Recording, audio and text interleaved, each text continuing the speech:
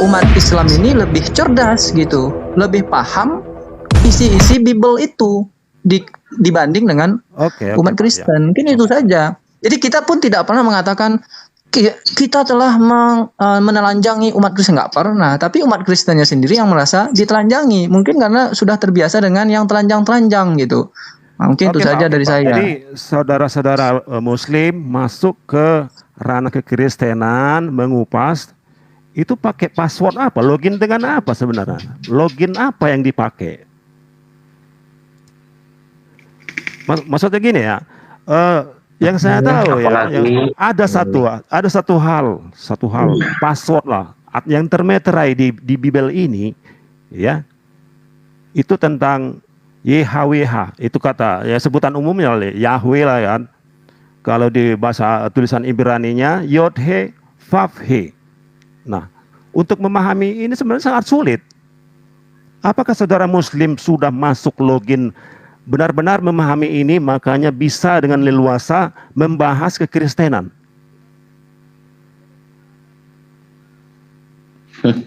Kalau saya yang ditanya, justru pertanyaan saya itu akan balik nanti sama Anda. Gitu loh. Kalau dikatakan tentang konsep ketuhanan, Tuhan yang diajarkan oleh Yesus sama dengan konsep ketuhanan Islam. Agama yang diajarkan Yesus sama dengan agama yang diajarkan Islam. Syariat yang diajarkan oleh Yesus sama dengan syariat yang diajarkan oleh Islam. Jadi semua aspek yang diajarkan Yesus itu kemudian ada kesamaan dengan Islam. Yang jadi pertanyaan ini, agama yang berasal dari Romawi Yunani ini, Kristen ini, apa yang menjadi passwordnya sehingga Kristen itu bisa dengan lisannya, dengan lincahnya, dengan kepandaiannya mereka mengaku bahwa dia adalah pengikut. Sementara tidak ada satupun instrumen yang bisa dibangun yang kita lihat dari kacamata apapun bisa didudukkan antara Yesus dan Kristen itu adalah satu ajaran. Justru yang ada adalah perbedaan yang antara langit dan bumi, antara ajaran Yesus dan ajaran Kristen. Nah, sedangkan ketika Yesus menyeru, wahai Bani Israel, Tuhan itu kita, Tuhan itu Esa. Esa dalam hakikat, Esa dalam pribadi, Esa dalam kekuasaan, Esa dalam peribadatan. Orang beribadah, orang Yahudi beribadah hanya kepada satu tuntunan tujuan peribadatan, dan yang menjadi sentral tumpuan hanya kepada yang ada di langit. Nah, Kristen beda. Justru kami yang harus bertanya kepada saudara, kenapa Anda percaya diri mengaku sebagai pengikut Yesus? Sementara faktanya Anda ada itu adalah pentuhan Yesus. Beda antara pengikut dengan pentuhan. Kenapa Anda percaya diri mengaku sebagai pengikut Yesus? Sementara apapun yang ada di dalam Yesus tidak pernah Anda ikuti. Yesus sunat, Yesus bersyahadat, Yesus berpuasa, Yesus bertauhid, Yesus bersyariat. Lalu Kristen, apa yang diikuti dari Yesus? Tidak ada sama sekali. Lalu kenapa Anda kemudian percaya diri sebagai pengikut? Apanya yang Yesus Anda ikutin? Coba. Cara ibadahnya beda. Ayo. Cara puasanya beda. Cara penyembahan kepada Tuhannya beda. Kitab sucinya pun beda. Agamanya pun beda. Tuhannya pun beda. Agamanya beda. Lalu apa yang menjadi dasar pijakan tanpa malu-malu? Anda mengaku sebagai pengikut yang justru membuat kami Muslim ini tertawa, terseduh-seduh. Itu apa kira-kira? Silakan. Ya, Tuhan Yesus itu kan selalu dengan ajakan ikutlah, ikutlah. Suaranya dikerasin dikit, Pak. Oh ya, Tuhan Yesus itu kan selalu mengajak dengan awalan ikutlah, ikutlah, ya. Nah, di Matius 40:24, lalu Yesus berkata kepada sejak kapan Matius sampai 40? Bentar Bang. Sejak kapan Matius sampai 40? Yang bener aja. Ada Bible berjalan di sini, hati-hati.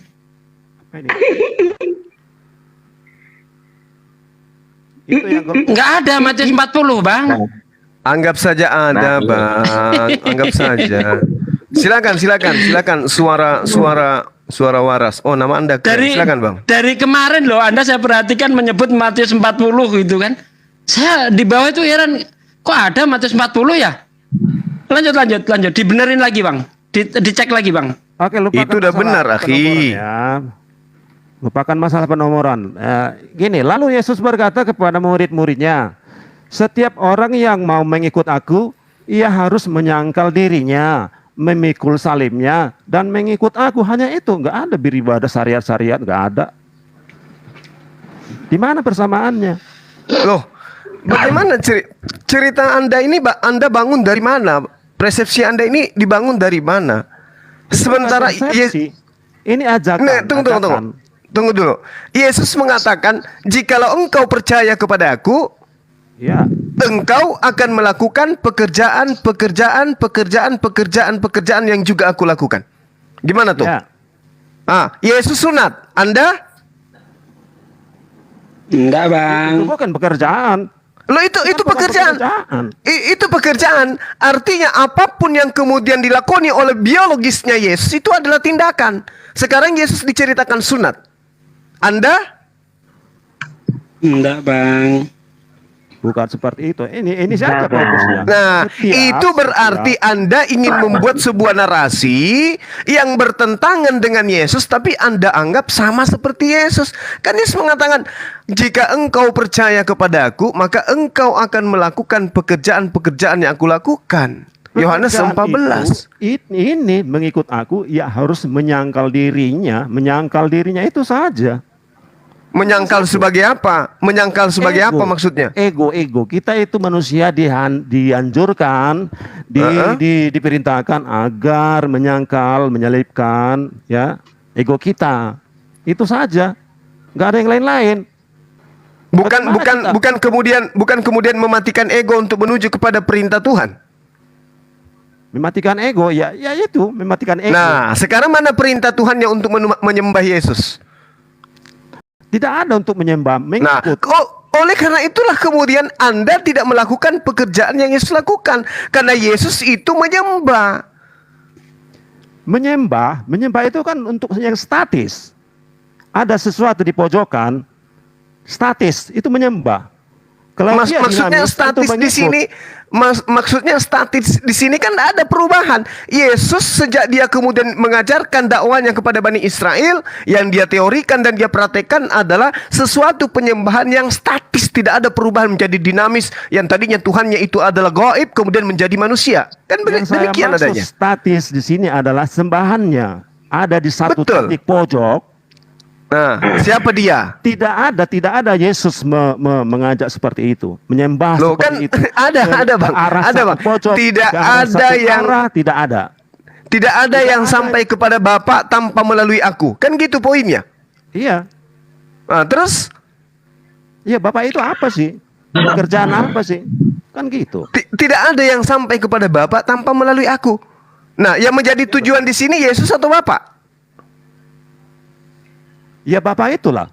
Nah, terus kenapa Anda menyembah Yesus? Ya, tidak ada saya bilang saya menyembah Yesus. Saya mengikut, tidak menyembah. Nah, sekarang Yesus bagi Anda itu siapa? Ya Yesus Kristus. Iya, Yesus Kristus itu bagi Anda siapa? Ya penebus dosa. Penebus dosa. Manusia. Berarti dia setara dengan hewan domba yang dimiliki oleh orang-orang Yahudi, betul? Hewan domba itu apa-apanya? Apa sinerginya untuk Anda mengatakan ini. Yesus bagi Anda itu adalah penebus dosa. Yahudi, tai sapi itu adalah penebus dosa. Keluaran 29 nomor 14. Apakah Anda itu apa? Ya penebus dosa, Bang.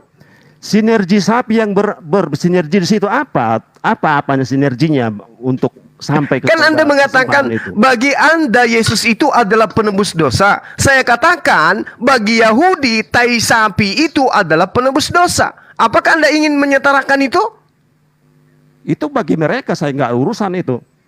Ya tapi kan intinya akar dari masalah tentang lahirnya Kristen ini kan berasal dari sana, Bang. Anda katakan agama Kristen itu adalah cerminan dari penggambaran tentang apa yang ada dalam perjanjian lama. Benar kan? Bahkan tadi pendeta Joshua TU mengatakan bahwa perjanjian lama Taurat itu hanya brosur. Objek dari brosur yang sebenarnya itu secara absolutnya adalah kekristenan. Berarti ketika orang-orang Yahudi memahami penghapusan dosa berdasarkan Keluaran 29 nomor 14, di situ ada trinitas, daging, kulit, dan tai sapi. Ketika dia dibakar, dihapuskan kemudian dosa-dosa manusia, sama seperti Yesus. Benar nggak? Berhasil nggak tai sapi itu? Berhasil. Karena itu perintah Tuhan. Buktinya manusia tetap saja sama. Berhasil nggak Yesus dengan pandangan Anda bahwa dia menebus dosa? Buktinya manusia masih melakukan dosa. Disinilah kita harus mempelajari seperti apa itu menyangkal diri. Ya, justru yang ku sampaikan ini adalah buah-buah dari pelajaran. Saya sudah belajar.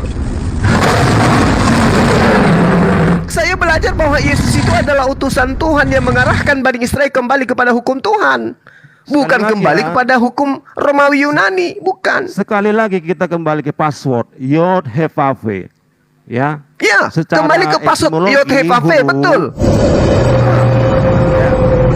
Terus mana dari password Yod He Vav He itu yang mengajarkan kemudian menjadikan Yesus itu sebagai manusia, sebagai Tuhan yang datang sebagai manusia. Waduh. Nah ini untuk saya tidak bilang tai singa tadi ya kan. Kan gitu. Allahu Akbar. Jadi sangat jelas di situ, Bang. Ketika Anda mengatakan Yod He Vav He Masya Allah.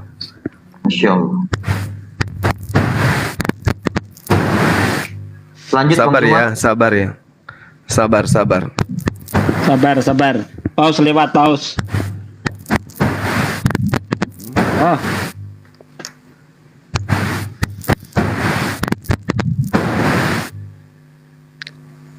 Oke. Baik. Oke. Allahumma sholli. Ya, jadi gini, Bang. Ketika Anda menjadikan Yod He Vav He itu sebagai password keselamatan, maka di situ tidak ada Yesus, Bang. Selain daripada Yesus itu harus dikasih sebagai utusan Tuhan. Inilah anakku, kepadanya aku berkenan. Coba simak passwordnya ya. Tangan, lihat, paku, lihat. Ya. Oh, bukan itu asumsi yang dibangun oleh gereja demi untuk melegalkan pemahaman Anda bahwa Yod He Vav He itu adalah Yesus. Nggak bisa, Bang. Yod He Vav He itu adalah Dia esensi yang menghidupkan dan mematikan. Yesus dimatikan. Yang dimatikan dan dihidupkan. Ego. Manusia ribut karena ego. Gimana dia caranya ribut? Justru sekarang ini Anda egois terhadap pengajaran para nabi dan juga Yesus.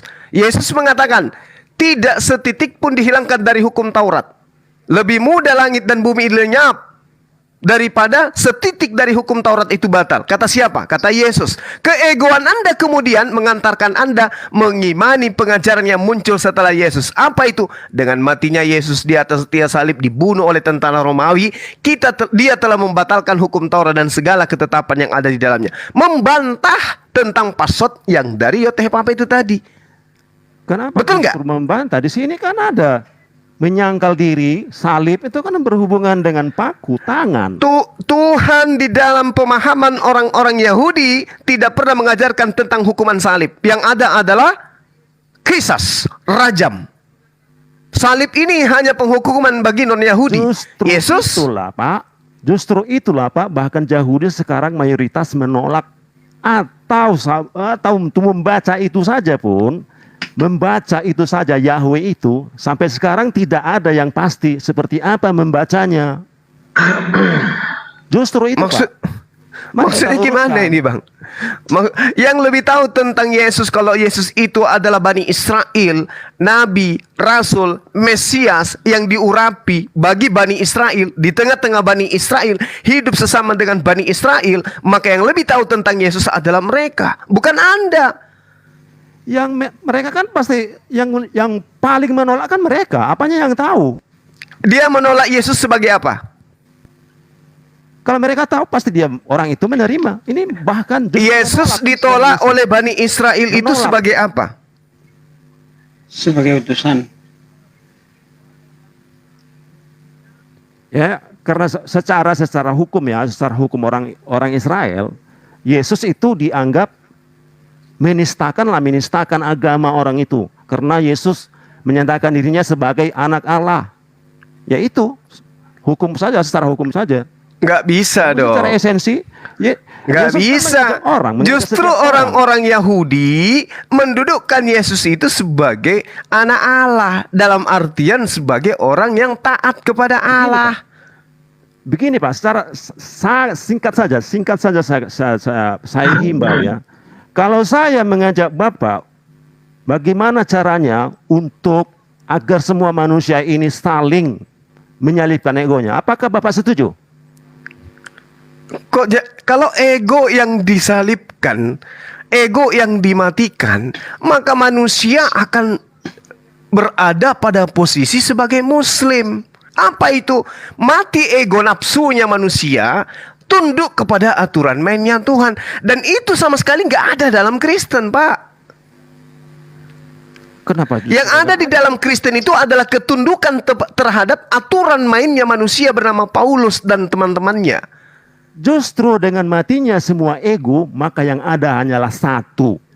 Oke, sekarang begini. Ketika perintahnya sunatkan dirimu, apakah Anda ikut atau Anda ego? Tidak ada gunanya, tidak ada. Nah itu, Anda mengatakan Anda menyalipkan ego Anda. Sementara sangat jelas perintah sunat itu wajib hukumnya, Pak. Orang-orang perjanjian lama Israel semua mengikuti syariat. Batal semua, bahkan Ayub yang disebut sebagai orang saleh di kolong. Siapa yang membatalkan? Siapa yang membatalkan? Pak Suara Waras, siapa yang membatalkan? Proses sistem itulah yang karena siapa yang membuat sistem? Tidak siapa yang membatalkan sekarang? Memang demikianlah perjalanan manusia. Demikian apa yang Anda maksud? Pada awalnya manusia itu berpola pikir jasmani. Terus setelahnya nggak punya pikir. Maksud saya orientasi berpikir manusia pada awalnya adalah selalu berpikir jasmani, syariat, materi. Ya, perjanjian lama seperti itu. Dan manusia awalnya, setiap manusia harus seperti itu. Selalu egonya, selalu dirinya. Iya, sekarang gini. Syariatnya selalu begini Pak. Anda mengatakan nama Anda waras. Orang yang waras itu mendudukkan perkara benar-benar, salah-salah. Kan gitu. Nah sekarang apakah boleh dikatakan waras orang yang sudah mengatakan perjanjian kekal Allah adalah seluruh laki-laki yang hidup di tengah-tengah kaum yang disebut sebagai keturunan Yakub, wajib hukumnya sunat. Lalu kemudian kenapa Anda nggak sunat? Padahal Anda mengaku waras. Faktanya itu tidak mendatangkan damai sejahtera. Lah kalau sunat aja tidak mendatangkan damai sejahtera, bagaimana mereka yang melanggar perintah perjanjian kekal Tuhan? Makanya dengan tidak sejahteranya dengan syariat-syariat, makanya satu saja, ego aja. Ego yang disunat, ego yang sekarang disunat, ya. Sekarang begini Pak, sekarang begini. Tunjukkan kepada kita yang ada di sini, Yesus mengusir orang-orang yang bersunat. Kehendak Bapa, yang melakukan kehendak Bapa. Kehendak Bapa kan jelas, sunatkan dirimu. Dan orang yang tidak menyunatkan dirinya, dia telah mengingkari perjanjianku. Maka hilangkan dia dari sebangsanya. Itu perintah Tuhan. Nah sekarang tunjukkan kepada saya, kehendak Bapa agar manusia tidak bersunat itu mana dalilnya? Tuhan Yesus tidak pernah bermasalah dengan syariat orang mau ngapain, ya. Oh nggak bisa, makanya bang, makanya sedikit. Makanya ketika Anda bertanya, kenapa sih kalian Islam itu lebih mendalami kitabnya orang Kristen? Nah ini jawabannya, karena umat Islam lebih paham tentang Bible daripada Anda.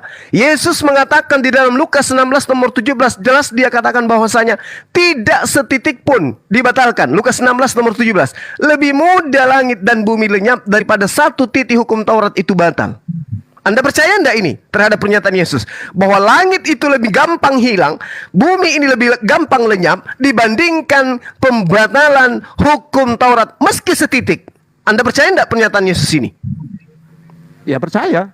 Nah kalau percaya, kenapa Anda menghilangkan hukum Taurat tentang sunat? Karena inti sebenarnya adalah ini dengan apa? Sebenarnya apa tujuan agama ini untuk apa sih sebenarnya? Nah, inilah yang saya katakan, Anda itu kaki tangan iblis untuk mengajarkan ajaran iblis, membantah ajaran Tuhan. Dengar, Pak. Saya dengar, makanya saya bantah Anda karena saya dengar.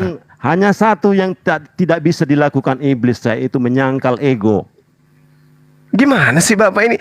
Anda sudah menemukan diri Anda sebagai makhluk yang egonya luar biasa. Sampai-sampai Tuhan pun Anda bantah. Tuhan mengatakan, sunatkan dirimu. Orang yang tidak menyunatkan dirinya, hilangkan dari sebangsanya, karena dia telah membatalkan hukum perjanjianku. Kisah kejadian 17 nomor 14. Kepada saya tidak pernah ada perintah sunatkan dirimu. Yang ada adalah kepada Bani Israel. Saya bukan Bani Israel. Oke, Anda pintar berarti.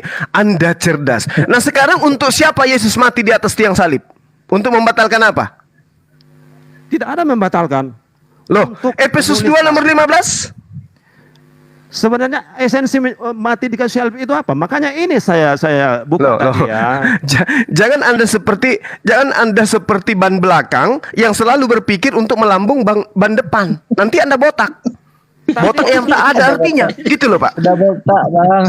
Ya, jelaskan secara logika. Nama Anda waras kan? Nah sekarang begini, ketika Anda mengatakan siapa yang membatalkan? Paulus. Siapa yang mengikuti pembatalan itu? Anda. Sementara apa perintah Tuhannya? Tidak boleh dibatalkan meski setitik pun. Kata siapa? Kata Yesus. Apakah Anda aminkan? Apakah Anda percaya? Apakah Anda ikuti itu? Anda mengatakan, oh Anda harus memahami. Nah inilah yang saya katakan, Anda itu perpanjangan tangan iblis untuk menghapuskan semua hukum-hukum Tuhan yang ada dalam kitabnya Bani Israel. Benar nggak? Kata siapa Paulus membatalkan dia? Dia kan Efesus 2 nomor 15, Galatia 5 nomor 1.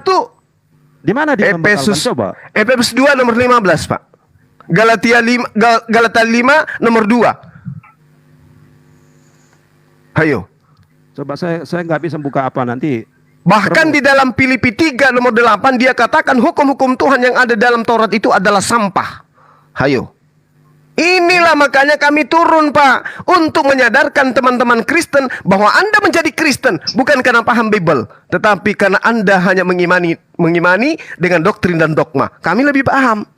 Kenapa? Sandaran kami mempelajari Bible adalah akal, sandaran kalian mengimani Bible hanyalah iman, hanya doktrin dan dogma. Ini perbedaan kita. Maka kalau orang-orang Kristen mau belajar Bible, tanyakan kepada apologet Muslim, pasti terjawab.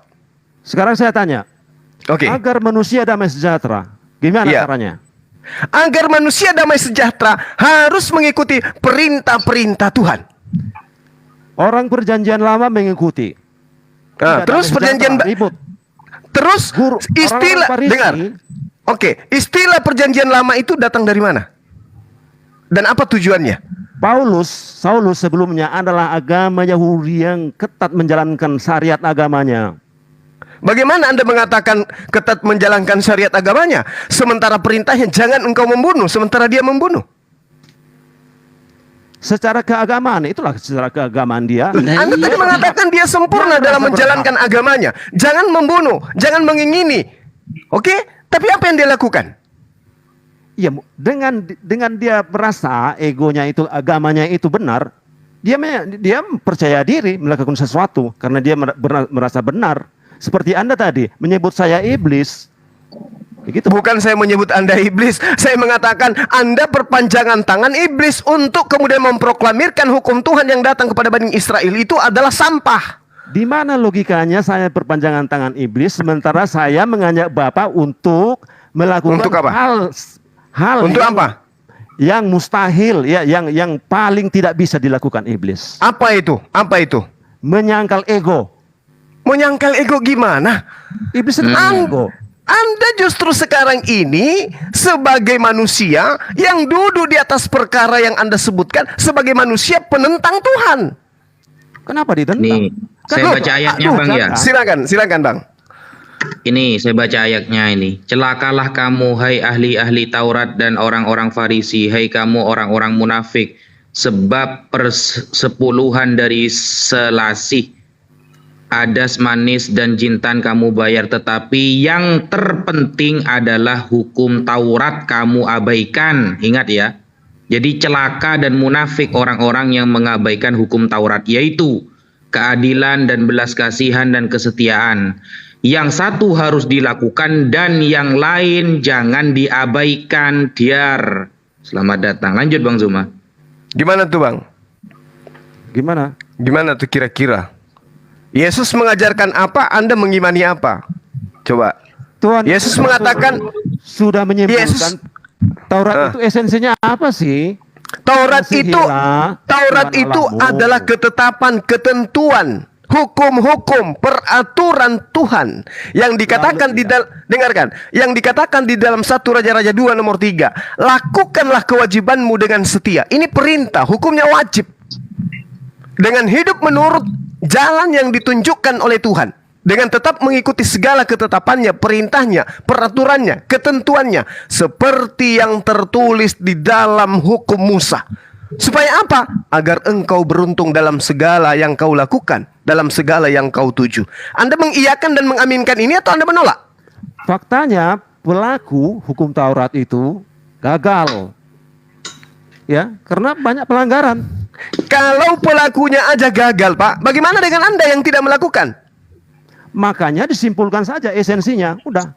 Oh enggak, Yesus mengatakan Pak, kepada Bani Israel, di mana hukum Taurat itu harusnya diterapkan. Yesus mengatakan apa? Yohanes 7 nomor 49. Tetapi orang banyak ini yang tidak mengenal hukum Taurat, terkutuklah mereka. Kalau mereka yang didatangkan hukum Taurat aja Yesus katakan terkutuk, bagaimana dengan Anda? Saya mengenal esensinya. Kasihilah apa yang Anda kenal, esensinya seperti apa yang Anda kenalkan? Kasihilah alamu. Anda kena di sini, Pak. Sesama manusia, kenanya. Anda kena di sini, Anda kena di sini. Kalau Anda mengasihi Tuhan, maka Anda mustahil menjadi Kristen. Mustahil. Karena muatan daripada mengasihi Tuhan itu adalah mentaati hukum Taurat. Anda nggak percaya? Baca Ulangan 11 nomor 1. Haruslah engkau mengasihi Tuhan Allahmu dengan melakukan dengan setia kewajibanmu terhadap Dia, senantiasa berpegang pada ketetapan, peraturan dan perintahnya, sama dengan hidup menurut hukum Taurat. Apakah Anda melakukan itu? Ini zaman perjanjian baru, Pak. Nah, ini dia yang saya katakan. Anda tidak mengasihi Tuhan. Anda itu kemudian melaknat aturan Tuhan itu sendiri. Apa buktinya? Anda mengaminkan ketika Paulus mengatakan hukum Tuhan itu adalah sampah. Efesus 3 nomor 8. Nah, saya tambahi Bang. Silakan. 749. Tetapi orang banyak ini ya. Tetapi orang banyak ini yang tidak mengenal hukum Taurat, terkutuklah mereka. Diar, selamat datang di kebenaran. Ayo. Saya sudah bilang esensi hukum Taurat itu kan simpel. Kasihilah Tuhan Allahmu. Kasihilah sesama manusia. Ya udah, apa lagi? Kalau sekali lagi saya katakan, coba Anda lihat itu kuncinya. Kalau Anda mengatakan Anda mengasihi Tuhan, tapi Anda tidak mempraktikkan ajaran kasih itu, yaitu mentaati segala aturan mainnya Tuhan, maka Anda itu adalah pembohong. Anda itu penipu. Mohon maaf, saya harus mengatakan itu. Kasih Tuhan itu Pak, kasih agape, ya. Tidak ada kepentingan pokoknya lakukan. Bukan justru apa yang dilakukan ketika orang mengasihi Tuhan? Apanya Tuhan yang harus dilakukan? Ya, mengasihi manusia. Mengasihi manusia. Bagaimana mungkin Anda mengatakan mengasihi anak Anda ketika Anda justru mengajarkan mereka menyembah kepada yang bukan Tuhan? Siapa bukan Tuhan? Yesus. Yohanes 13 itu apa? Apa? Kenapa Yohanes 13? Kenapa Yohanes 13? Ada apa? Anda mengatakan Anda mengasihi manusia. Jangankan mengasihi manusia, Pak. Mengasihi anak istri Anda sendiri aja kagak. Anda mengajarkan mereka menjadi Kristen, menyembah manusia bernama Yesus. Sementara yang dikatakan mengasihi manusia, mengasihi Tuhan, itu adalah teorinya ada di dalam Matius 5 nomor 18-19. Kalau Anda kasih kepada manusia, Anda akan mengajarkan manusia menyembah kepada Allah, mentaati segala perintah-perintah Allah. Itu baru kasih. Tapi kalau Anda mengatakan sembah Yesus, ibadah minggu, itu bukan kasih kepada manusia, itu mengajarkan manusia agar terlaknat oleh Tuhannya. Sudah saya katakan ikut, bukan menyembah ya, ikut. Nah, kalau ikut berarti dia menjadi praktisi Torah. Tidak ada di sini untuk mengikut melaksanakan Taurat, nggak ada. Loh, Waduh. Yesus. Menyangkal diri. Udah gantian. Lanjut aja. Lagi semangat, biarin aja. Lanjut. Jadi kalau saudara mengatakan tidak ada yang mengatakan pengikut, tadi di awal saya sudah mengatakan, jika engkau percaya kepadaku, maka engkau akan mengikuti melakukan pekerjaan kulakukan. Yang kedua, Yohanes 10 nomor 27. Aku mengenal pengikutku, pengikutku mengenal aku, mereka mendengarkan aku dan mengikuti aku. Ketika aku sunat, mereka ikut aku sunat. Ketika aku sujud, mereka ikut aku sujud. Ketika aku puasa, mereka ikut aku puasa. Ketika aku pergi ke tempat ibadah bait suci, mereka bukannya ke gereja. Ketika aku ibadah hari Sabat, bukannya ibadah hari Minggu. Ketika aku ibadahnya sujud, bukan jingkrak-jingkrak. Di mana Anda mengatakan diri Anda sebagai pengikut? Itulah pandangan perjanjian lama yang selalu tadi masalah lahiriah, syariat, materi ya. Nah sekarang kan perjanjian baru, esensi. Apa esensi semua itu? Makanya disimpulkan saja kalau mengasih untuk kesimpulan dari Taurat itulah kasih Allah, kasih sama manusia. Sudah, caranya gimana? Setiap orang yang mengikut aku, ya harus menyangkal dirinya, memikul salibnya, hanya itu. Kenapa larinya ke salib, Pak? Gak ada hubungannya dengan ajaran Yesus itu. Yesus mengajarkan ketika engkau ingin memperoleh hidup yang kekal, apa yang harus kamu lakukan? Taati segala perintah Tuhan, gak ada jalan lain. Gak ada jalan lain. Adapun makanya tadi Pendeta Yesus Teu saya katakan, adapun ajaran Kristen itu tidak berasal dari pengajaran agama samawi. Itu agama ardi, agama yang dibuat oleh manusia untuk kemudian menggantikan konsep yang Tuhan ajarkan kepada Bani Israel. Makanya Al-Quran itu datang. Sehingga ketika Anda bertanya, kenapa umat Islam itu lebih paham Bible, seakan-akan lebih cerdas? Karena Al-Quran membimbing kami, wala tuti'il kafirina wal munafikina wada'u azahum wa tawakkal 'ala Allah wa kafa billahi wakila. Itu kami dibimbing oleh Allah. Fala tuti'il kafirina wa jidahum fala tuti'il kafirina, jangan kau mengikuti mereka, tapi lawanlah mereka dengan jihad yang besar, yaitu jihad dengan Al-Quran. Itu jelas. Nah, sementara ajaran Kristen ini dengan kasihnya apa yang terjadi? Datang dari lorong ke lorong. Tuhan mengasihi bapa, Tuhan mengasihi ibu dengan mengutus anaknya. Marilah ikut kepada kami. Dengan kasih Yesus kita ada karunia. Dan seterusnya. Ini yang kemudian dijajakan. Maka perintah Quran, lawanlah mereka dengan perlawanan yang keras, dengan perlawanan yang besar. Jihad dan kabira. Dengan menggunakan Al-Quranul Karim. Makanya kami hadir di sini, Pak. Gitu. Silakan dijawab. Baik, Bang. Matius 5 nomor 19. Karena itu, siapa yang meniadakan salah satu perintah hukum Taurat, sekalipun yang paling kecil, seperti sunat itu termasuk ya, dan mengajarkannya demikian kepada orang lain, ia akan menduduki tempat yang paling rendah di dalam kerajaan sorga. Tetapi siapa yang melakukan hukum Taurat dan mengajarkan segala perintah-perintah hukum Taurat, ia akan menduduki tempat yang tinggi di dalam kerajaan sorga. Jediar, lanjut sampai ayat 20. Apabila kehidupan terus lanjut. Oh, oke, lanjut. Maka aku berkata kepadamu, jika hidup keagamaanmu tidak lebih benar daripada hidup keagamaan ahli-ahli Taurat dan orang-orang Farisi, sesungguhnya kamu tidak akan masuk ke dalam kerajaan sorga. Jedar, selamat datang di kebenaran. Jadi hukum Taurat yang paling kecil pun jangan sampai dihilangkan, jangan sampai ditinggalkan. Karena orang yang meninggalkan hukum Taurat yang paling kecil saja, maka dia mendapatkan tempat duduk yang paling rendah di kerajaan sorga. Sekian, semoga kawan-kawan terkasih, terpilih, diputar, dicelupin. Lanjut. Mantap. Apanya? Silakan Mantap. dilanjut. Ya kan, saya kan bukan saya kan non Israel. Hukum Taurat tidak disampaikan pada saya. Yang disampaikan pada saya hanyalah intisarinya. Nah, bagus itu Pak. Jadi gini, ketika Anda menyadari Anda bukan Israel, Yesus itu mati untuk menebus orang-orang dari hukum Taurat. Hukum Taurat itu untuk Bani Israel. Terus untuk apa Yesus mati untuk Anda sementara Anda bukan Bani Israel? Anda mengatakan Anda bukan Bani Israel, berarti hukum yang termaktub di dalam Torah itu bukan untuk Anda. Jadi untuk apa Yesus mati? Untuk Anda, untuk membebaskan Anda dari hukum Taurat. Apa hubungannya? Sebenarnya Ayo. tidak tepat Yesus mati untuk inilah yang saya katakan tadi, kita itu harus bicara masalah esensi. Apa itu mati? Ya kan sudah saya katakan tadi, menyangkal ego. Bukan pada proses hari penyalipan itu matinya yang dimaksud mati. Begitu, Loh, Pak. Ini adalah konsep baru, Pak. Ya, memang Diterangkan dari kita. hikmat. Ini konsep hikmat ya. Hikmat Bukan- itu kan diada-adakan, Pak. Gini, Pak.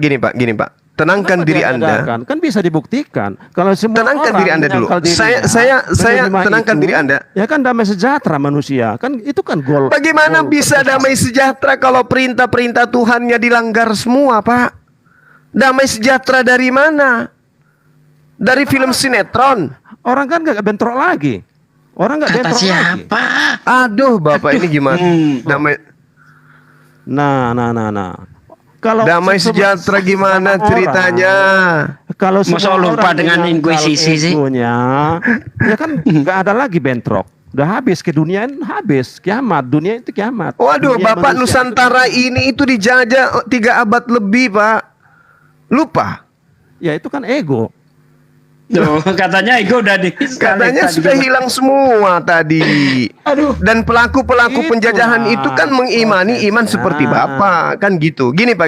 Itulah Kita makanya jujur aja terhadap kebenaran. Manusia berproses kepada itu tadi, pematian ego itu. Udah 2000 tahun, Pak. Udah 2000 tahun. Nggak bisa itu, Pak. Konsep penamaan Tuhan Anda saja belum kelar sampai hari ini. Jadi gini, saya sadar gitu loh. Saya menghargai saudara sebagai seorang Kristiani. Tapi dua agama syiar ini kita harus keluar sekarang. Kita harus menyampaikan kebenaran itu. Ya. Orang Kristen meyakini Yesus sebagai korban penebusan dosa. Itu adalah sertifikat bagi keselamatan daripada Kristen. Itu kan Agar bahasa apa? teologis. Itu kan bahasa teologis, Pak. Tapi kan pada prakteknya, Bukan pada untuk konsumsi prakteknya Anda. ketika saya menjelaskan Yesus mati untuk membatalkan hukum Taurat, Anda mengatakan tidak. Benar nggak? Kalau bahasa itu sudah Anda teologis, katakan Yesus- tidak, berarti lari kepada sertifikat keselamatan orang Kristen itu disebabkan karena matinya anak Maria di atas tiang salib. Kalau itu juga tidak, lalu untuk apa Yesus mati di atas tiang salib bagi Anda? Dengan menunjukkan kejadian prosesnya, proses salib itu, dengan menunjukkan bahwa seperti itulah manusia seharusnya menyangkal egonya, menyingkirkan egonya sejauh-jauh. Gimana ceritanya, Pak? Konsep Loh. yang muncul sampai Yesus itu mati di atas tiang salib, itu bukan untuk mematikan ego, Pak. Itu untuk menebus manusia dari dosa asal. Itu bahasa teologi yang saya katakan ini adalah Bahasa teologi. Terus Esensinya. bahasa yang Anda bahasakan tadi itu bahasa apa? contoh. Itulah contoh. Dengan semua orang seperti itu ya, melayani ya, bahkan yang meludahi, bahkan yang membunuh dilayani ya, semua orang bersikap seperti itu, kan tidak ada lagi yang chaos di antara manusia. Itu kan karena ada. Kenapa ada penyalipan? Karena ada orang, dua belah pihak, satu penyalip yang egonya luar biasa besar, satu lagi tidak ada Bapak, ego. baru-baru ini Indonesia diguncang dengan peristiwa pembunuhan antar sesama anak teos. Apakah Anda ingin menutup mata dengan itu? Mereka hari Minggu ibadah. Kitab yang mereka tenteng adalah Bible. Tuhan yang mereka sembah adalah anak Maria. Mereka dikatakan sebagai anak-anak Tuhan. Manusia itu berproses, Pak. Yang terdahulu bisa jadi yang terkemudian. Gimana ceritanya, Bapak? Loh, Yesus datang untuk menebus dosa manusia. Itu bahasa teologi. Lalu yang Anda bahasakan ini bahasa apa? Mari kita belajar. Mari kita bernyanyi lagunya Roma Irama kalau begitu. Nah, begadang jangan begadang kalau tiada artinya. Kenapa Anda begitu menolak? Percuma kita berdebat kalau otaknya tak ada. Kan begitu, Pak. Anda mengatakan bahasa itu adalah bahasa teologi. Bahasa yang Anda bangun hari ini bahasa apa? Bahasa esensinya hikmah. Ini ada mau naik lagi satu Kristen. Bahasa hikmah. Ada satu Kristen mau naik lagi ini. Kan gitu. Apa hikmahnya? Masuk nggak suara sini? Ya, dengan semua orang menyangkal egonya, maka damai sejahtera apa lagi? Kenapa Bapak? Damai sejahtera kayak mana yang Anda impikan ketika Tuhan itu murka terhadap Anda karena Anda melanggar aturannya? Mau aku tunjukkan bagaimana murkanya Tuhan kepada kalian? Mau? Sama saya pribadi yang sampai adalah intisari Taurat itu. Jangan di apa? Itu teologi iman, Pak. Sekarang mau ndak aku tunjukkan kemurkaan Tuhan kepada kalian? Mau ndak? Silakan. Oke, di dalam Matius 7, Yesus mengatakan apa? Orang yang menyebut namanya, orang yang bermujizat dengan namanya, mengusir setan demi namanya, tapi tidak melakukan kehendak Bapaknya yang ada di surga, diusir, dikatakan sebagai penjahat. Enyahlah daripada aku, kalian semua adalah pembuat kejahatan. Kemana enyahnya orang ini yang dikatakan jahat ini? Matius 13:50. Orang jahat yang diusir Yesus itu semuanya dilemparkan ke api neraka. Salah enggak data itu? Setuju. Nah, setuju. Maka muncul pertanyaan. Atas kehendak siapa? Atas kehendak siapa Anda menjadi Kristen? Tunggu dulu, pekerjaan itu apa? Kan pekerjaan melayani sesama. Melayani gimana, Bapak? Bagaimana caranya manusia bisa melayani? Dia harus merendahkan dirinya. Melayani gimana? Yesus mengatakan, seperti apa aku harus berlaku sehingga aku bisa mendapatkan hidup yang kekal? Apa yang Yesus katakan? Lakukan apa yang tertulis dalam hukum Taurat. Apa kata Yesus? Apa kata orang anak muda kaya ini? Aku sudah melakukan itu semua. Lalu Yesus mengatakan apa? Ikutilah aku. Iya kan? Dia tidak mengatakan sembahlah aku, tapi ikutilah aku. Apa yang aku lakukan? Aku berpuasa, aku sujud, aku sunat. Aku menyembah hanya kepada Allah, menyembah kepada pencipta langit dan bumi yang ada di surga. Nah, ada nggak kemudian penampakan daripada ikutilah aku? Yesus kemudian mempertontonkan ke gereja, makan babi, ibadah minggu, menuhankan dirinya. Ada nggak yang harus diikuti dari Yesus? Yang Yesus tunjukkan seperti itu. Hanya ini, kan sudah saya katakan, hanya menyangkal diri, hanya ini saja. Kenapa Bapak keberatan? Menyangkal diri atau menyangkal Yesus? Memerangi diri sendiri ada di ajaran agama Anda? Oh jelas dong. Ketika ada perintah jangan makan babi, sementara nafsu ingin makan babi, kami lawan itu. Kalau Anda ada nggak perintah kayak gitu, melawan hawa nafsu, ada nggak? Kalau kita bicara ego, orang per orang, bukan orang. Giliran Anda bertanya tajam, giliran dijawab Anda mantul. Sekarang Anda mengatakan, adakah keegoan dalam Islam itu dilumpuhkan? Ada. La taqrabuz zina, jangan kau berzina, jangan kau minuman haram, jangan engkau berjudi, jangan engkau melakukan dan seterusnya. Dan itu harus dituruti. Itu namanya perintah syariat. Sekarang di Anda, jangan ada ilah lain di hadapanku. Apakah berlaku hal itu terhadap Anda? Kalau bicara ego itu kan person demi person. Bukan person dengan apanya, dengan hobinya, bukan seperti itu. Person dengan person. Ya. Iya, tapi kan sandaran pijakan kita sebagai makhluk berakal itu adalah aturan Tuhannya, Pak. Bukan aturan seenak kita. Sudah terbukti itu tidak berhasil. Orang bersyariat itu tidak membawa damai sejahtera, justru pelanggaran. Gimana ceritanya? Ceritanya perjanjian lama sudah jelas. Bagaimana Daud? Apakah dia dihukum? Apakah Daud itu kemudian melakukan pengorbanan seperti yang Anda imani dengan matinya Yesus? Tidak kan? Daud tidak diizinkan membangun bait Allah. Terus Anda diizinkan? Bukan hak saya untuk apa itu. Anda katanya sudah damai sejahtera Anda. Bagaimana Anda bermimpi damai sejahtera? Berproses ke sana. Sementara perintah-perintah Tuhannya Anda langgar. Gimana cerita itu? Apanya dilanggar? Sudah saya katakan. Jangan ada ilah lain di hadapanku. Ilah lain itu apa? Password tadi sudah saya katakan. Password itu paku. Tangannya dipaku, kakinya dipaku, lambungnya ditusuk, mukanya diludahi. Itu Yod-Heh-Vav-He yang Anda maksud, gitu. Anda ingin membuat karikatur Tuhan pencipta langit dan bumi serupa seperti itu, gitu maksudnya. Ini kan masalah perbuatan, agar itu perbuatan manusia itu mengikutnya nantinya. Maksudnya saya nggak ngerti apa yang Anda. Jangan Anda membangun sebuah argumentasi yang justru membantah kitab Anda sendiri. Oke, suara waras. Tapi Anda kelihatannya tidak mencerminkan nama Anda. Gak usah menilai. Aduh. Enggak. Kita ini saudara, Bung. Kita ini saudara. Kita harus mencerdaskan anak bangsa. Silakan Anda hadir dengan kekristenan Anda. Saya hadir dengan keislaman saya. Kan gitu. Tadi Bapak Anda di awal membangun narasi kenapa umat Islam itu membahas Bible kan? Dan merasa lebih benar terhadap Bible daripada orang Kristen itu sendiri. Ini jawabannya. Ini Bang. Ya karena tuh. Ego itu apa?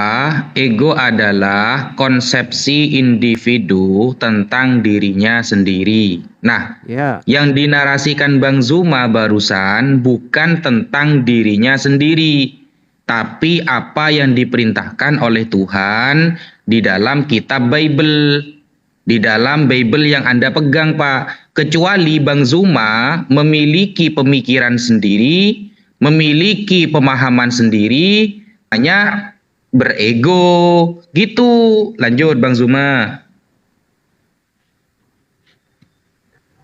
Silakan Bang, coba Anda buktikan ke saya bahwa Anda adalah pengikut Yesus. Satu aja. Saya berproses. Misalnya baru berproses menjadi pengikut, Pak. Ya memang itu seharusnya. Lah, kalau Anda berproses, dengarkan saya Pak. Kalau Anda berproses menjadi pengikut, Anda kudu wajib hukumnya memulai proses itu dengan memotong kulup.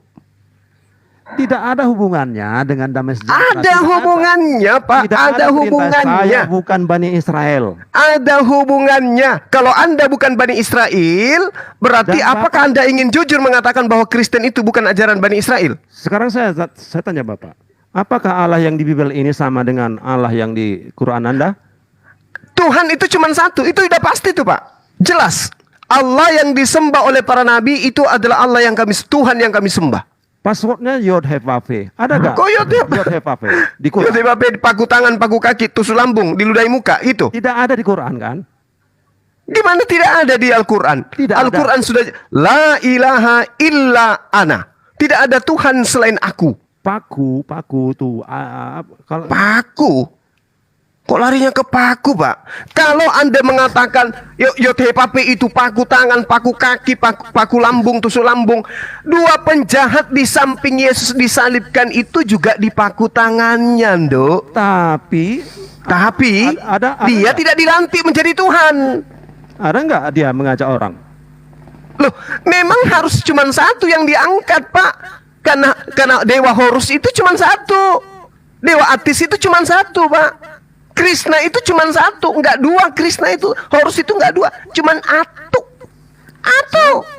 Sekarang saya tanya Bapak, terjemahan Elohim di Quran itu apa? Elohim di dalam Al-Quran ilahun. Benar? Saya kurang tahu. Ya, karena itu kemudian kalau Elohim sesembahan. Iya, ilahun. Sesembahan kan? Ya. Terus? Memang itu terjemahannya, bukan Allahumma, bukan? Kok Allahumma? Itu doa makan itu, Pak. Allahumma barik lana. Iya, saya tahu. Nah, terus? Coba di Google dulu. Apa terjemahan Elohim dalam bahasa Arab? Loh, kok dalam bahasa Arab? Kan sudah kukatakan sama Anda tadi kan? Ya. Iya kan? Nah, terus apa masalahnya sekarang? Ada nggak perkenalan Elohim di Quran dengan nama password Yod-Heh-Vav-He? Bapak, Tuhan itu ketika datang kepada manusia, Tuhan sudah jawab dulu. Makanya Mas John Peter. Jangan sembarangan masuk kalau nggak ngerti password. Kok nggak sembarangan masuk? Begini. Dikatakan di dalam Al-Quran Tuhan itu gaib. Laisa kamislihi syai'. Sekarang Tuhan Anda berwujud manusia. Tuhannya Bani Israel wujudnya seperti apa, Pak? Gak usah lari ke sana, Pak. Nggak usah lari ke sana, tapi maunya lari kemana? Terpasut. Iya, passwordnya itu wujud Tuhannya Bani Israel, wujud Tuhannya Yesus, tempat Yesus itu mengadu, tempat Yesus itu berdoa, seperti apa wujudnya? Bandingkan dengan wujud Tuhan Anda yang kemudian itu dilahirkan. Malah menurut Pak John Peter, Tuhan Anda itu pernah netek. Ayo.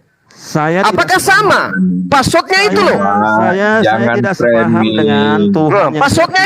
Passwordnya itu kan sudah jelas, Pak. Tuhannya Yahudi tidak pernah netek. Tuhan yang disembah umat Islam juga mustahil seperti itu. Nah sekarang Tuhannya Kristen nenen, Pak. Apakah sama? Bapak belum menjawab. Adakah Yod Heh-Vav-He di Quran? Yod Heh-Vav-He itu bahasa apa, Pak? Itu bahasa Ibrani, Pak. Al-Quran itu bahasa Arab. Makanya jangan sembarangan. Nah, sekarang kalau saya tanya pertanyaan yang sama kepada Anda, apakah ada Yod Heh-Vav-He di dalam Perjanjian Baru bahasa Yunani? Udah malam ini, jangan lihat. Esensinya kan saya sudah tanya sama Anda. Esensi yang ada di dalam konsep Islam, laisa kamislihi syai'.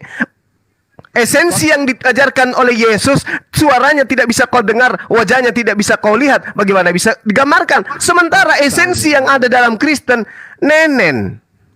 Faktanya sesuai dengan password tersebut, Yesus sudah hadir dengan tangan terpaku. Itu Pak. Yesus tangan terpaku. Pak, penjahat yang di samping kirinya juga dipaku, Pak. Penjahat dipaku itu juga itu. Tidak punya sinergi untuk mengajarkan damai sejahtera. Jangan netek ya.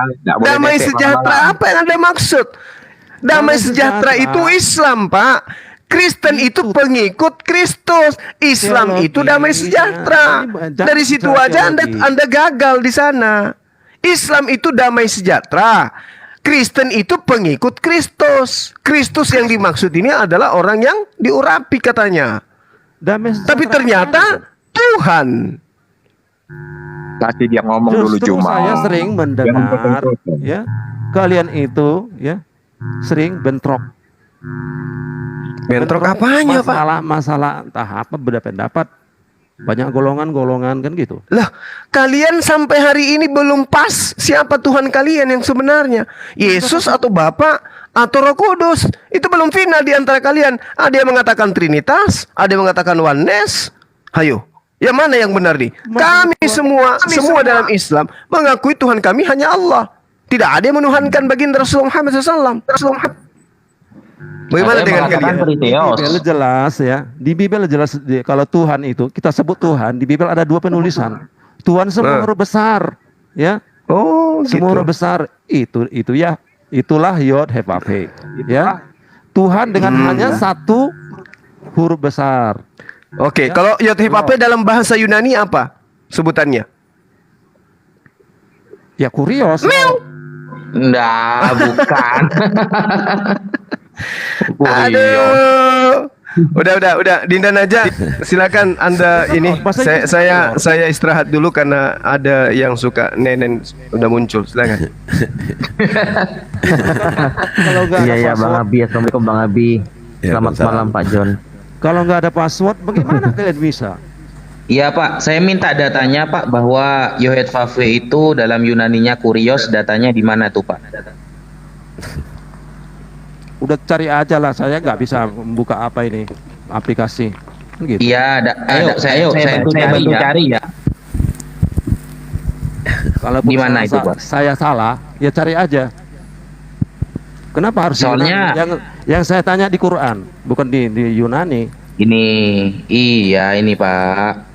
Kalau sampean mengatakan Yod Heh-Vav-He itu adalah Kurios, itu nggak akan ada datanya Pak, gitu loh. Nggak akan ada datanya. Terserah. Mungkin saya salah. Yang saya tanya adalah ada nggak di Quran? Loh, kalau di Bible aja ada kok malah nanya di Quran sih Pak? Ya di Bible kan sudah dinyatakan Tuhan Yesus dengan tangan terpaku. Apalagi? Loh, pertanyaannya itu Yohevave di Perjanjian Baru itu sepadan dengan apa? Apa sebutannya dalam Yunani Itulah gitu loh, Tuhan Pak. Yesus yang dinyatakan. Sekarang saya kan Mana ada Yesus mengatakan Tuhan, Pak? Yohanes 13 itu udah diklarifikasi. Aduh, di Yohanes 13, Pak, itu menggunakan ada yang Doubling. Nah, Pak Abi, Pak Abi doubling. Coba di mute Pak Abi. Nah, kan? John, apa sudah sunat, John? Gak ada guna itu, gak ada guna. Ini Pak, nggak percaya ke saya sih. Nih ya, Yohanes 13. Apa kau bilang? Yohanes 13 nomor 13. Coba baca Pak. Mana Pak? Juma udah sunat belum? Coba tunjukkan dulu kalau sudah sunat. Aku mau lihat. Nah, Diam. Tunjukkan dulu kalau sudah sunat. Diam, anak saya lagi netek. Diam. Iya, tunjukkan dulu kalau kamu sudah sunat. Saya mau lihat. Ini takut. Gimana? Oke, lanjut Ustaz Hafiz. Silakan. Ya, Pak Waras. Mana yang sepadan dengan Yohevave di sini Pak? Yang dikatakan Tuhan itu yang mana Pak? Monggo Pak, tunjukin Pak. Ini Yunani aslinya Pak ya. Yang mana? Tadi bicara Tuhan kan. Lah, ini Yohanes 13 nomor 13. Sampean mengatakan Yohevave itu sepadan dengan Kurios. Sekarang sampean tunjuk yang mana? Saya tidak lihat itu. Loh, masa gak lihat Pak? Ini loh. Ya. Yang mana Pak? Yang mau saya jelaskan adalah Astagfirullah. Saya kan esensi yang saya bawa ke sini. Iya, tunjukin dulu Yunaninya yang mana yang katanya Kurios sepadan dengan Yohevave itu. Saya kurang tahu pasti. Kan sudah saya katakan tadi. Saya kurang tahu pasti. Saya tidak terlalu paham dengan terjemahan seperti itu. Ini bukan terjemahan, original teksnya nih Pak. Yang di atas yang terjemahan ini Pak. Ini original teksnya.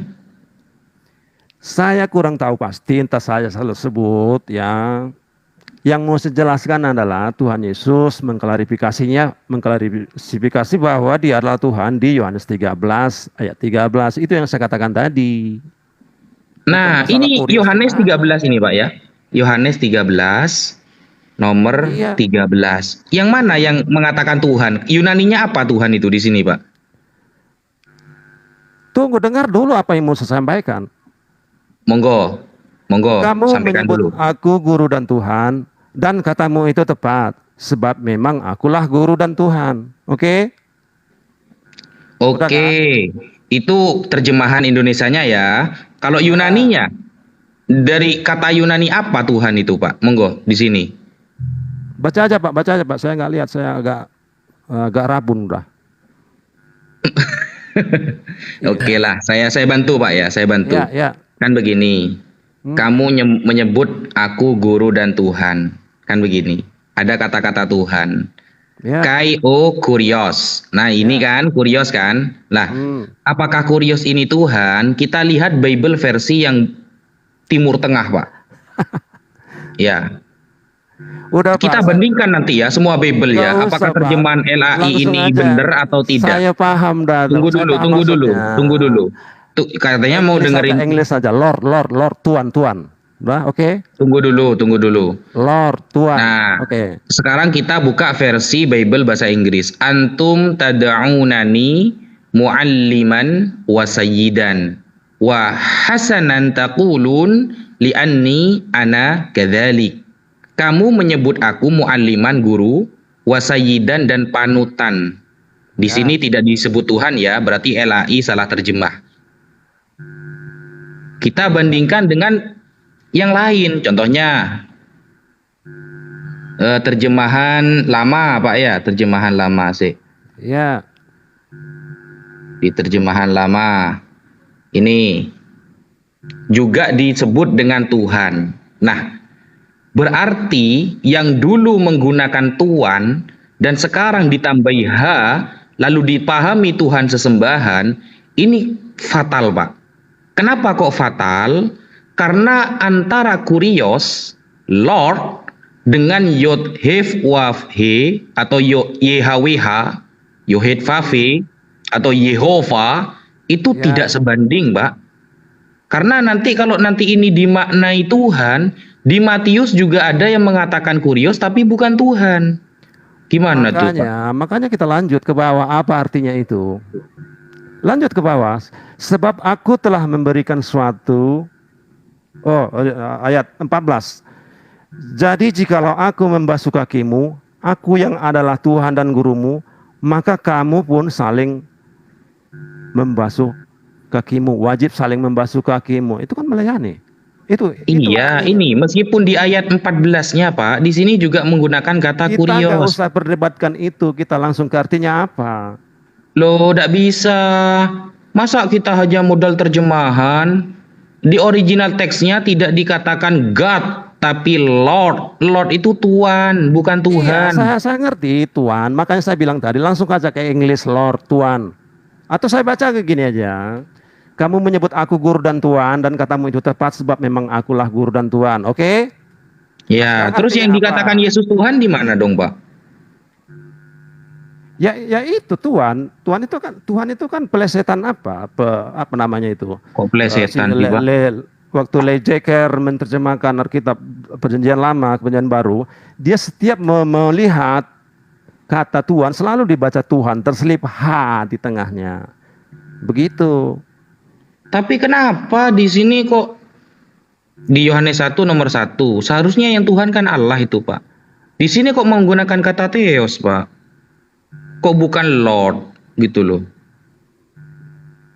Tidak masalah, makanya kita apanya tidak masalah tuh loh. Kita selidiki apa artinya di bawah, apa maksudnya itu.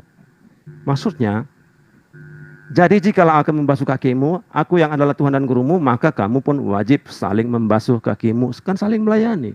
Itu artinya kepengaturan. Tuhan itu artinya Tuhan di segala Tuhan, ya kan? Tuhan itu adalah Tuhan di segala Tuhan, ya. Yang orientasinya kepada kepengaturan. Bagaimana manusia itu teratur?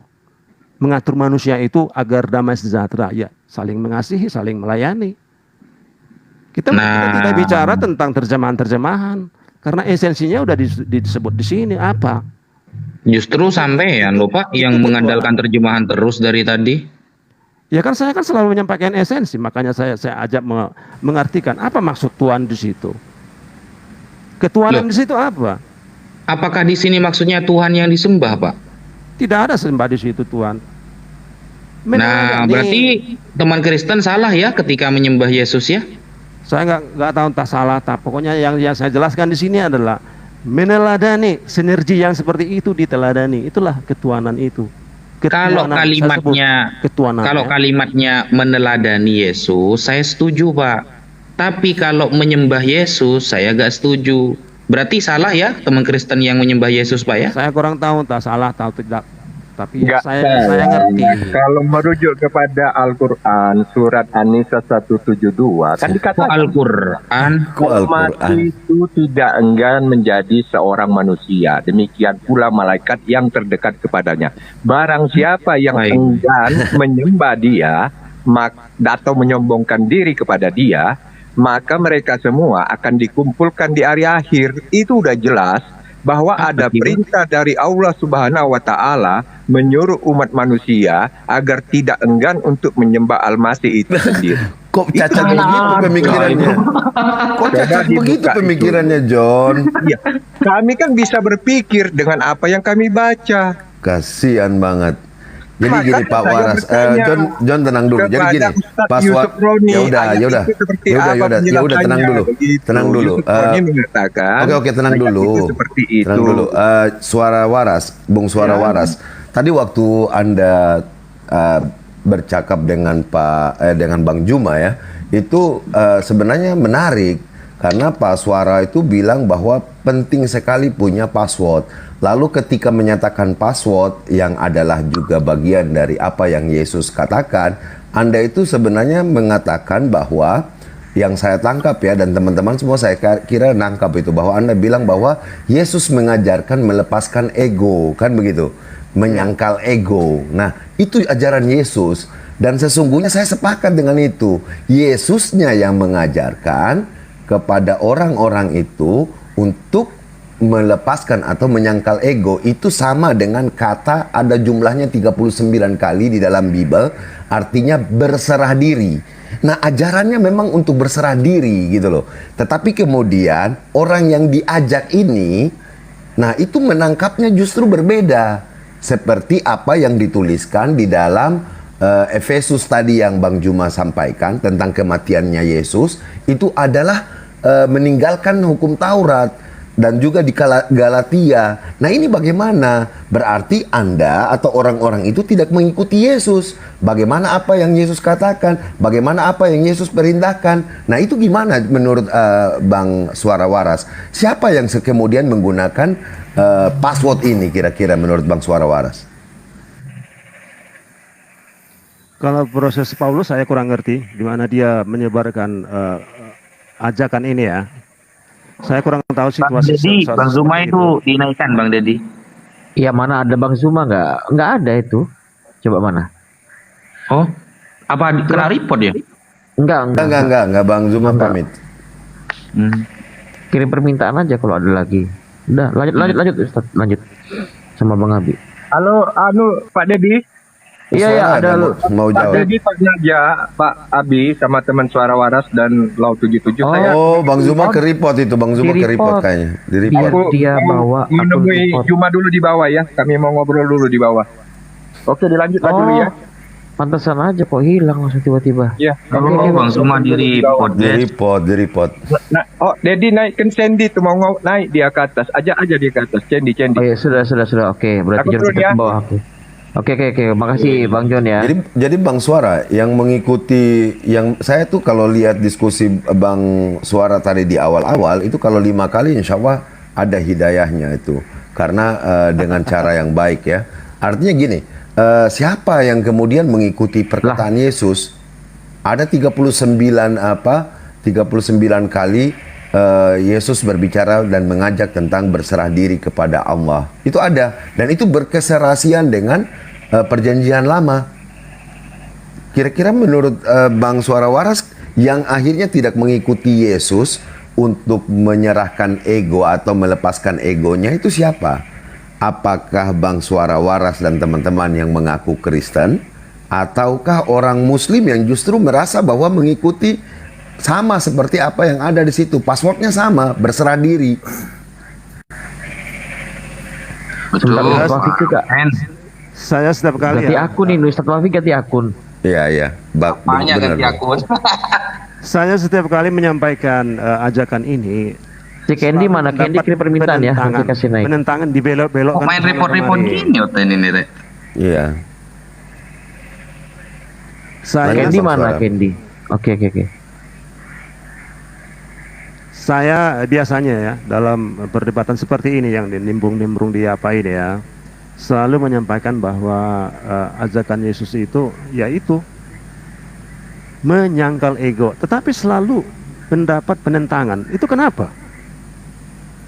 Dibelokkan ke sana kemari. Saya nggak ngerti apa tujuannya, padahal simpel. Abang yang akhirnya tadi lompat, pindah lagi setelah bilang menyangkal ego, abang lompat bahwa passwordnya adalah paku. Itu jadi bingung tadi tuh orang-orang di bawah tuh. Ya itu dia lah, itu dia. Gara-gara apa abang bisa berubah itu dari menyangkal ego menjadi paku? Paku itu kan hanya simbol, mempakukan diri, mempakukan ego, kira-kira seperti itu artinya. Dan ini selalu Yesus mengajak orang untuk berserah diri, melepaskan egonya, melepaskan ego orang-orang itu untuk menyembah Tuhan yang satu. Begitu bunyinya. Itu ada banyak di dalam ayat. Itu Bang Suma mau naik tuh, Bang Suma tuh. Ya, mau naik biar aku turun kalau memang ini. Enggak kok. Biar Abi biar aja. Lanjut Bang Abi. Mungkin Bang Suma diisi tadi. Bang Suma naikin aja, bro. Bang Suma kan Bang Suma baru di report, itu ada tulis tuh. Itu aku di bawah. Bang Suma naik dong, aku mau ngobrol. Oh nih. Oh Bang Suma naik tuh Bang Suma. Ya silakan. Oke. Lanjut silakan lanjut. Kalau kena report nggak bisa naik, bro. Oh iya, betul. Bukan cuma karena report. Enggak ah. Iya. Loh, apanya ndak? Ya udah lanjut Bang silakan Zuma lanjut. tulis di bawah aku. Iya, Lanjut, jadi apa? Jadi dari pernyataan Abang pertama itu sudah berkesesuaian dengan apa yang Yesus ajarkan. Bang Zuma juga membenarkan. Ketika Bang Zuma membenarkan, terus kemudian masuk dalam diskusi, Abang itu merubah kepada password yang lain. Namanya passwordnya itu lebih aneh lagi. Passwordnya kok jadi paku gitu loh. Nah, padahal ketika Abang bilang paku, untuk menjelaskan semua itu, Bang Zuma menjelaskan dengan dua ayat. Bang Zuma pakai akun lain aja. Dengan dua ayat gitu loh. Dua ayatnya adalah Efesus 12 tadi gitu loh. Nah, ini yang saya tanya dari Bang Suara, kira-kira kenapa merubah apa passwordnya? Yang kedua, kenapa kok jadi passwordnya itu seperti degradasi dari sebuah ajaran menjadi cuman sekedar paku, tanda paku gitu loh. Jangan dibalik, Pak. Tadi kan password. Sebentar ini Ustadz Wafi juga keluar lagi tuh. Aduh, gimana sih? Ke-report lagi jangan-jangan enggak. Oh enggak. Iya, ini ke report dia. Bentar ya. Bang Zuma coba tarik, bro. Bisa nggak? Kalau nggak bisa ya berarti kalau nggak itu Bang Zuma pakai akun lain aja. Oke, lanjut silakan lanjut. Bilang Dedi bilang Lanjut. Bang Zuma bilang Bang Kendi mau bicara. Oh iya, Bang Zuma tuh diminta naik lagi tuh. Bang Gimana Zuma nih, Bang sama Zuma? gua mah baik. Iya. Oh gitu. Oh Bang Ustadz Wafi juga ke report. Enggak bisa kok ini naik lagi Ustadz Wafi yang ini. Cek. Oke, bisa. Oke. Ya. Bang Suara, jadi bagaimana maksudnya Bang Suara bilang jangan ganti apa? Yang ganti ini Bang Suara gitu loh. Password pertama Saya itu kira berserah saya diri nggak sebagai Password jelas. Tangan lihat, paku lihat. Udah dinyatakan Yesus ya dengan fakta sewaktu Yesus hadir ya dengan tangan, dengan paku. Lihat tangannya seperti apa, kan gitu. Nah, kenapa tadi Abang jelaskan pertama bahwa password itu adalah ajaran Yesus mengajak untuk berserah diri. Kan begitu, melepaskan ego gitu loh. Nah, sekarang kenapa berubah ke paku gitu loh? Itu saya minta Abang korelasikan hal itu gitu loh. Karena kalau berserah diri, saya tahu di banyak ayat gitu loh. Kan kodenya kan sebelum-sebelumnya ada tangan, ada paku. Lihatlah itu, ya kan? Dah. Terjadilah waktu berjalan Kodenya waktu, kan harus ajaran Bang. Kodenya kan harus ajaran. Ini karena kepada orang. yang namanya kodenya kode bukan ajaran. Tunggu dulu datang dinyatakan baru ajarannya seperti apa, kan gitu. Kode tetap kode. Abang tadi bilang berserah diri atau melepas ego. Nah itulah kode itu nantinya ya di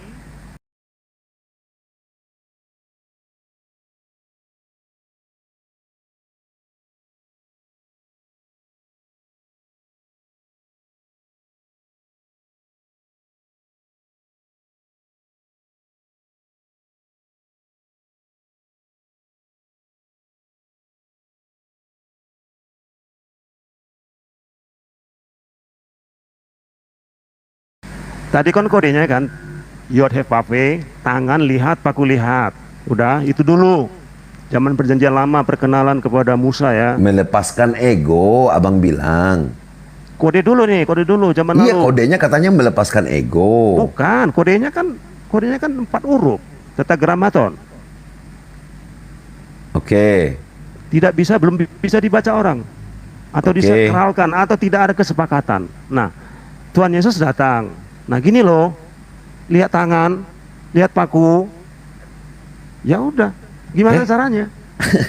Ikuti Wah, aku nggak dapet dengan koin nih cara gua. menyalipkan Suara. diri, menyalipkan ego kan itu. Kan Oke. berhubungan. Itu nggak nyambung Bang. Nggak nyambung karena kalau tadi kode pertama yang dengan YHWH itu, maka kodenya disambungkan dengan password menyerahkan diri kepadanya, berserah diri kepadanya, melepaskan ego kepadanya, hanya kepada satu itu saja. Begitu loh. Harusnya tersambung ketika di bab kedua atau di perjanjian baru itu tersambung juga. Nah, dengan apa? Yang juga nanti akan melepaskan diri atau menyerahkan diri kepadanya. Bukan kemudian Yesus yang terpasung itu terus seperti bunyi yang seperti di Galatia atau di Efesus 2 tadi. Kalau itu jadinya melepaskan yang tadi juga di perjanjian baru, perjanjian lama. Jadi Yahweh itu jadi hilang di situ kalau dengan bunyi Efesus tadi. Maaf bro, aku potong sebentar dulu ya. Bang Cuma, sebentar lagi aku live. Bang Cuma nanti ke live ku ya. Aku panggil Pak Joshua TU. Kita ngobrol-ngobrol lagi. Bisa nggak Bang Cuma? Makasih Bang atas undangannya, tapi boleh nggak jangan malam ini, besok malam atau apa gitu. Sekarang di tempatku udah hampir jam 2 loh. Oh gitu. Iya, jadwalkan aja dengan Pak Joshua TU. Sampaikan salamku kepada beliau. Bang Dedi. Iya. Terima kasih ya Bang Kendi ya. Oke, Bang Diatur Juma, aja Bang di Juma. lain kali. Ini Bang Juma.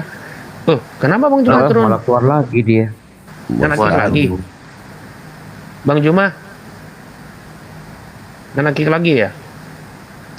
Enggak, keluar dia. Keluar ya? Enggak di report itu pasti. Enggak kepental ke.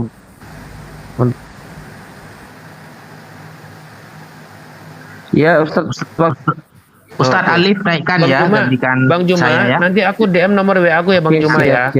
Iya. Oke, Ustadz Alif naikkan Bang Ded. Nanti kita buat janji Bang Juma. Oke, aku Baik, dulu ya. Baik Bang Kendi, baik. Oke, aku dulu ya. Terima kasih ya teman-teman ya. Siap. Cuma oke ya. Makasih Bang Kendi, makasih. Iya Bang. Waalaikumsalam.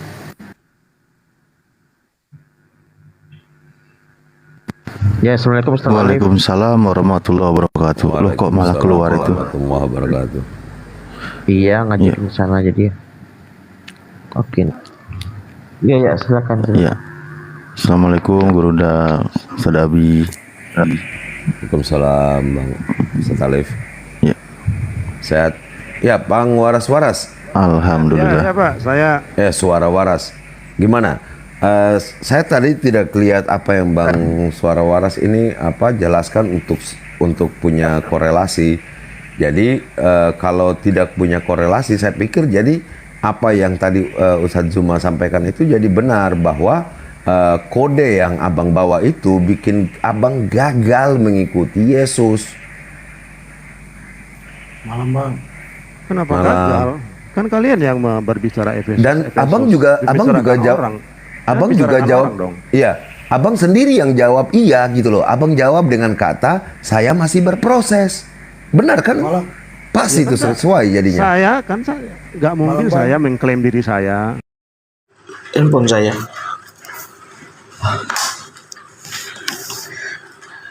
Oke. Sebentar Bang Abi, Bang Alif. Oke.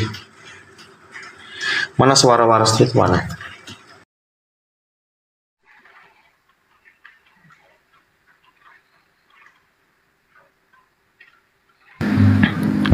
Kenapa lagi nih Bang Den? Enggak gini dia, kalau HP saya panas kayak gini. Udah berapa kali kita charger ini. Oh. Bang Abi terima mana? Sama yang dua Kristen itu siapa ya? Suara Waras sama siapa tadi? Oh ini Suara Waras naik lagi. Oke, Bang Zuma kan ada report ya Bang Zuma? Iya deh, akun yang tadi kena. Tadi Ustaz Wafi juga iya kayaknya. Assalamualaikum Ustaz Abi Abdurrahman. Masya Allah. Dilanjut. Satu kebanggaan antum hadir di sini. Dinda Alif. Assalamualaikum warahmatullahi wabarakatuh. Waalaikumsalam warahmatullahi wabarakatuh. Ya. Kita gantian ya dek. Biar guru kita yang bersoal jawab dengan Saudara Waras. Saya kalau misalnya ada oten yang mau naik, saya diturunkan aja. Saya monitor. Silakan. Oke, siap Bang. Siap. Oke, silakan Bang Abi. Lanjutin yang tadi Bang Abi. Iya, tadi Bang Abi. Suara Waras itu Ya Pak. Bang Suara Waras itu terus kemudian mengkonfirmasi bahwa abang itu masih berproses untuk mengikuti. Sedangkan abang waktu bertanya kepada kami gitu ya, kami itu dengan sangat jelas, seandainya kalau hanya kumpulan kata-katanya Yesus saja yang ada di dalam Bible, itu justru kami sudah merasa bahwa kami sudah mengikuti, begitu loh. Itu kunci jawaban yang abang sendiri mengkonfirmasi waktu percakapan tadi. Saya itu ngikutin ya. Jadi ya, ketika itu yang selalu saya dengar dari debat-debat Ahmad Dedat ya, mengikuti katanya Yesus, Islam paling tahu mengikut Yesus ya, dari syariat. Sementara perjanjian baru bukan syariat lagi loh. Tapi batiniahnya yang Yesus katakan tapi syariat kan? Kalau yang Yesus katakan yang blok-blok merah itu lebih banyak syariat. Tidak ada ajaran. Syariat. Tidak ada syariat yang masa begini. Coba ajaran. Tidak boleh begitu, ajaran. tidak boleh begitu. Hanya ini intinya, mengikut apa itu menyangkal diri, memikul salib, mengikut aku. Hanya ini intinya. Ikut kan? Nah kalau nggak ada terus ikut apanya bang? Menyangkal ego itu aja. Menyangkal ego kan tadi saya bilang berserah diri. Ustadz Alif bisa loh bacain berserah diri itu apa?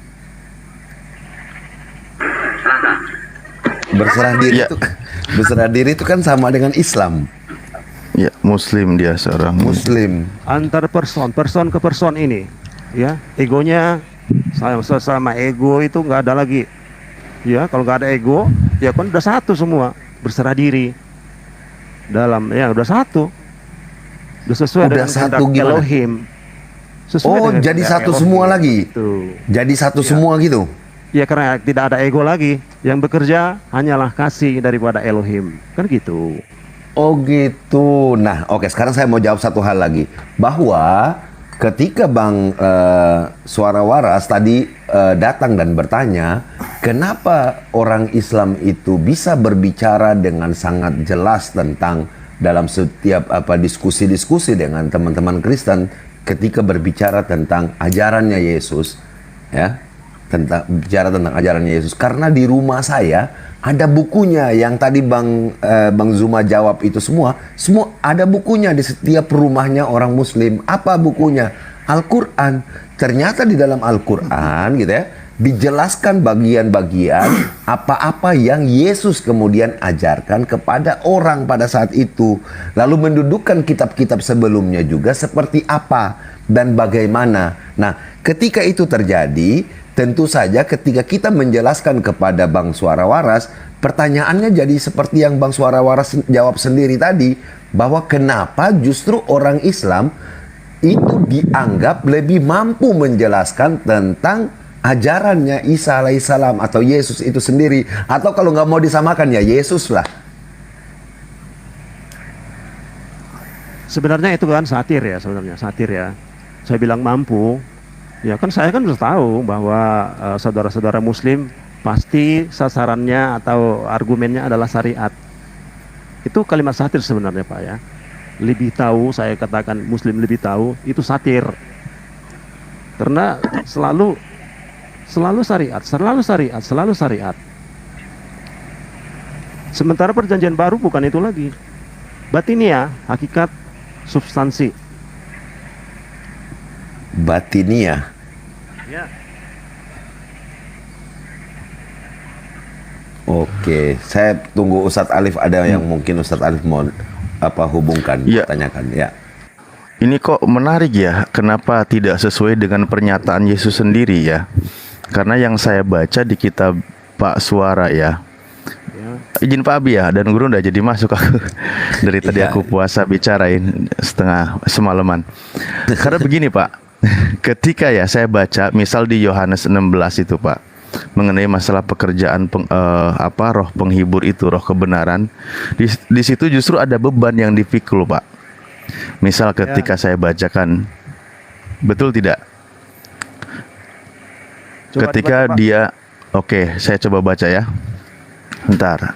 Pas kebetulan ingat saya di sini bahwa misalnya dan kalau ia datang, ini yang di 8 ya, sebenarnya panjang, saya ambil beberapa poinnya saja. Dan kalau ia datang, ia akan menginsafkan dunia akan dosa. kebenaran dan penghakiman akan dosa, karena mereka tetap tidak percaya kepadaku akan kebenaran, karena aku pergi kepada Bapa dan kamu tidak melihat aku lagi, akan penghakiman, karena penguasa dunia ini telah dihukum. Masih banyak hal yang harus kukatakan kepadamu, tetapi sekarang kamu belum dapat menanggungnya. Ini nanti banyak berkaitan, Pak, dengan syariat, Pak. Assalamualaikum warahmatullahi wabarakatuh. Sahabat-sahabat, gimana kalau kita sudahi aja dulu ya? Karena temanya masih sama yang tadi, dialognya juga masih lurus-lurus aja. Oke, di sini udah jam 2, bisa nggak kita tutup aja dulu?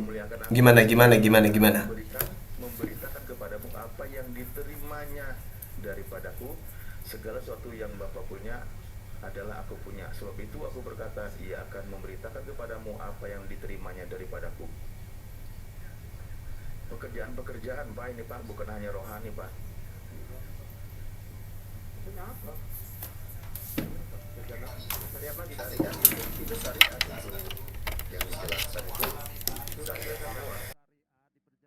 Baik, sahabat-sahabat dimanapun sahabat berada, terima kasih banyak atas kebersamaan kita ya.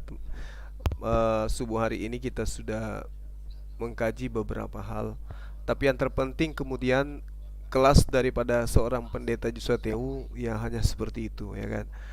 Cara yang paling tepat untuk kemudian menghindari setiap pertanyaan dari teman-teman Kristen itu adalah kabur dan pamit. Tapi nggak apa-apa. Tadi ada suruhannya ya, datang Bang Kendi ya. Bang Kendi datang kemudian untuk menawarkan masuk ke dalam masuk ke komalnya Bang Kendi. Artinya bahwasanya beliau kenal dengan pendeta Joshua Teu. Dan saya yakin sekali dialog kita pada malam hari ini setelah beliau pergi, itu masih dia simak. Akhirnya dia penasaran dan mengajak kembali saya untuk masuk ke komalnya Kendi. Tapi saya katakan jangan sekarang, karena di sini udah subuh jam 2 lewat.